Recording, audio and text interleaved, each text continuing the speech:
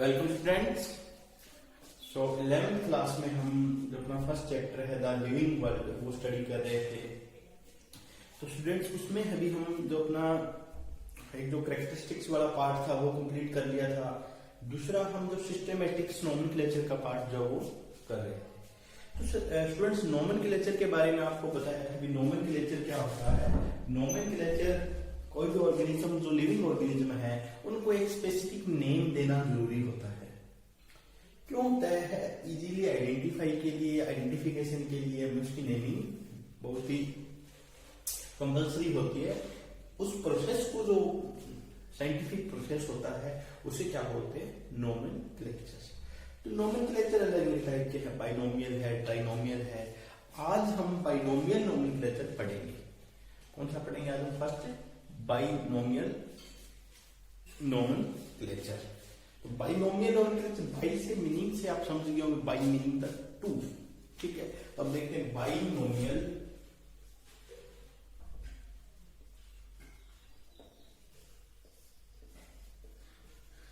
Nomenclature.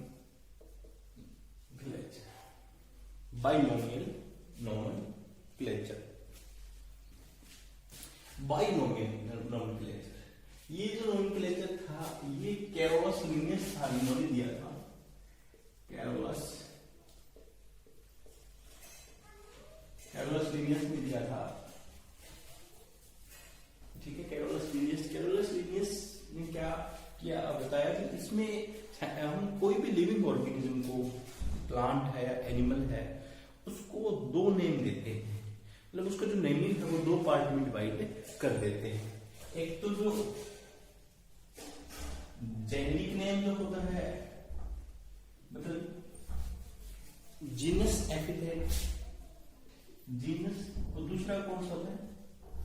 Species. ठीक है, मतलब जीनस और स्पीशीज दो नेमिंग दी जाती है। एक तो नेम जीनस से लिया जाता है, दूसरा स्पीशीज से। स्पीशीज हमें पता है स्टूडेंट जनरली यूनिक होती है, ऑर्गेनिज्म की वैरायटी अलग अलग हो सकती है। स्पीशीज क्या होती है? जनरली यूनिक होती है।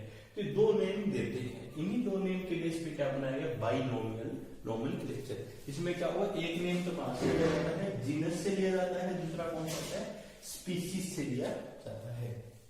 ठीक है, जैसे आपने नाम सुने हैं Mangifera indica, Mangifera indica, Mangifera indica mango का साइंटिफिक नेम है। ठीक है, तो इसमें ये जो जीनस है ये इसकी क्या है? स्पीशीज है। तो इस प्रकार से डबल नेम ट्रिटिकम एस्टाइवम, ठीक है, ये व्हीट का साइंटिफिक नेम है। सोलेनम ट्यूबोसोम पोटैटो का है। ठीक है, पेंथ्रा लियो लॉयन का, पेंथ्रा टिग्रिस। तो ये अलग अलग जो साइंटिफिक नेम है ये दो, एक तो जीनस का नेम लिया गया है, दूसरा कौन सा लिया गया है? स्पीशीज का नेम लिया गया है। तो आपने याद रखना है स्टूडेंट्स भी, एक तो ये नोमेनक्लेचर दिया किसने था? ये नोमेनक्लेचर दिया था कैरोलस लिनियस ने। ठीक है, कैरोलस लिनियस ने। और इसमें इसने बताया भी दो नेम होंगे, एक तो जीनस का होगा, एक स्पीशीज का होगा। अब देखो, कोई भी जो नोमेनक्लेचर होता है उसके कुछ रूल होते हैं। ठीक है, आईसीबीएन जो है, आईसीबीएन, या हमने आपको बताया था ICZN, international code for the botanical nomenclature and international code for the zoological nomenclature. इन्होंने रूल्स बनाए हैं नोमेनक्लेचर के लिए। बाइनोमियल नोमेनक्लेचर कौन सा स्टूडेंट? जिनमें दो नेम, एक जेनेरिक और एक जीनस एपिथेट का, दूसरा स्पीशीज एपिथेट का नेम दिया जाता हो, उसे क्या होता है? Binomial nomenclature. अब नोमेनक्लेचर के, बाइनोमियल नोमेनक्लेचर के कुछ रूल्स हैं, वो बहुत जरूरी हैं, उन्हें अपने को स्टडी करना होता है। आईसीबीएन, आईसीजेडएन या कोई भी इस प्रकार के जो इंस्टीट्यूशन है वो उसको फॉलो करते हैं, उन्होंने ये रूल्स बनाए हैं। ठीक है, तो अब हम पढ़ रहे हैं rules for the nomenclature. Rules for the nomenclature, naming देने के कुछ रूल। ठीक है, तो इसमें फर्स्ट रूल क्या है? द जेनेरिक नेम, जो जीनस नेम है वो पहले लिखा जाएगा, एंड जो कौन सा है स्पीसीज नेम है वो क्या लिखा जाएगा बाद में। ठीक है,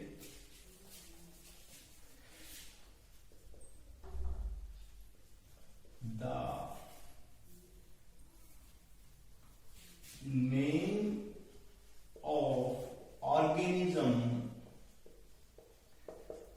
comprises two names, genus name and species name। एक तो क्या होता है उसके अंदर जीनस नेम होता है, क्या होता है स्पीसीज नेम होता है। The name of genus should be, name of genus should be starting from capital letter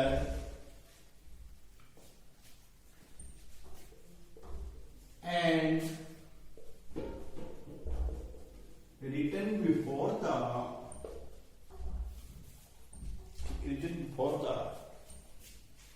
species name। Species name इसको पहले लिखा जाएगा, ठीक है, या इसको फर्स्ट द स्पीसीज नेम। ठीक है, दूसरा एक और लाइन मैंने अपनी किससे स्टार्ट होगा, कैपिटल लेटर से स्टार्ट होगा। दूसरा इसमें आप लिख सकते हो the name of species should be starting from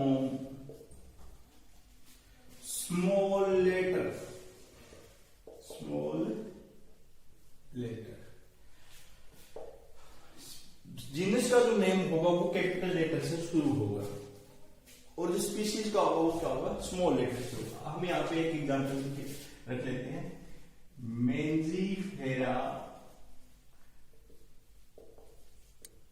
indica. देखिए फ्रेंड्स ये क्या है, जीनस का नेम है, इसको मैंने कैपिटल लेटर से लिखा हुआ है, और ये स्पीशीज का नेम है, ये जो आई है ये क्या है स्मॉल है। तो जीनस का नेम हमेशा ही कैपिटल लेटर से शुरू होता है और स्पीशीज का नेम है वो क्या होगा स्मॉल लेटर से शुरू होगा। ठीक है, should be starting from the small letter. दूसरा जो पॉइंट है बहुत इंपॉर्टेंट पॉइंट है, the scientific name always written in Latin language,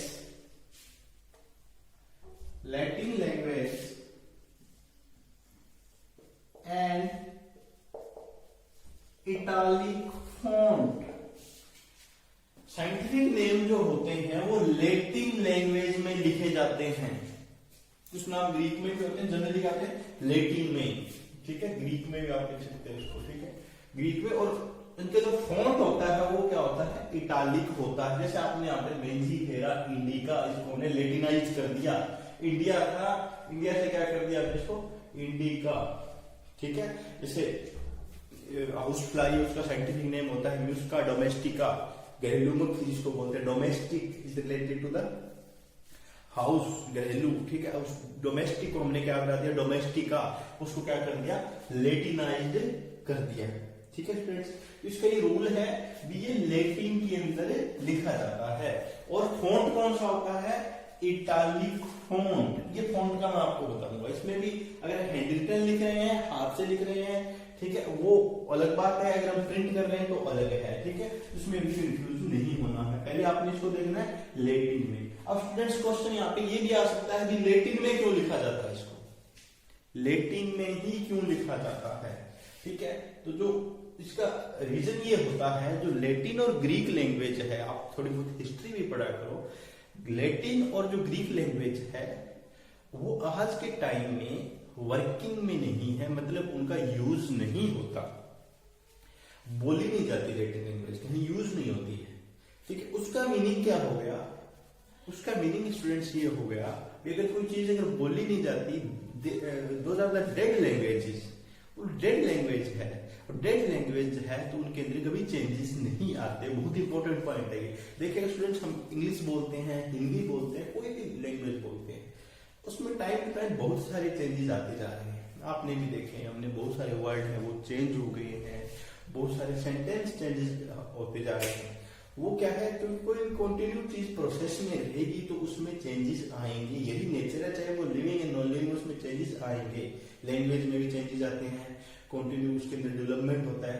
but जो लैंग्वेज क्या है, ऑलरेडी डेड लैंग्वेज है, जिसका यूज ही नहीं होता, तो उसमें चेंजेस नहीं आते। तो ऑल ओवर द वर्ल्ड वो एक इजीली हो जाता है साइंटिफिक नेम लिखने में। क्योंकि अगर हम अमेरिकन इंग्लिश की बात करेंगे तो अमेरिकन इंग्लिश अलग है, ब्रिटिश इंग्लिश अलग है, ठीक है। इंडिया में जो बोली जाती है वो इंग्लिश अलग है, ठीक है।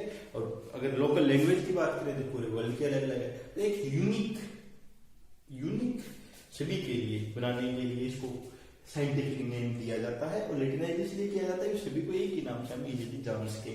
अलग अलग लैंग्वेज में लिखेंगे तो कोई सी लिखता है कै वर्ड के लिए, या चा वर्ड को सी लिखता है, कोई के लिखता है, अलग अलग लैंग्वेजेस में आपको पता है अच्छी तरह से इंग्लिश के अंदर ही।